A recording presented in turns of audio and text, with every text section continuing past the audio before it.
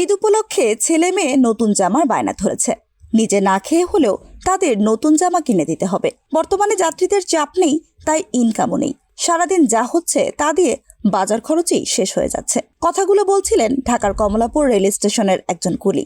স্টেশনের সামনে গিয়ে দেখা যায় কুলিরা তাদের ইউনিফর্ম পরে দাঁড়িয়ে আছে।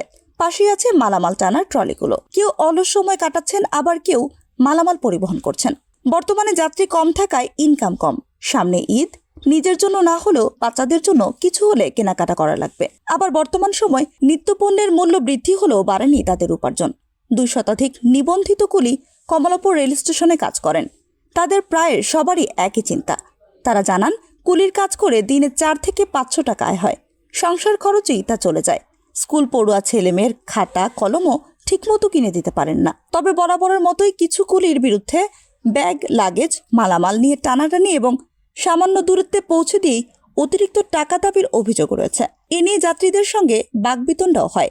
তবে কুলিদের দাবি, আগে কমলাপুর রেল স্টেশনে কুলিদের দৌরাত্ম্য ছিল, এখন পরিস্থিতি আগের চেয়ে ভালো। যাত্রীরা খুশি হয়ে যা দেন তাই নেন কুলিরা। এ নিয়ে কুলি যাত্রী বাকবিতণ্ডার সুযোগ নেই। বাকবিতণ্ডা করলে কোনো যাত্রী যদি কর্তৃপক্ষের কাছে অভিযোগ দেন, তাহলে ওই কুলির নিবন্ধন বাতিল হয়ে যাবে।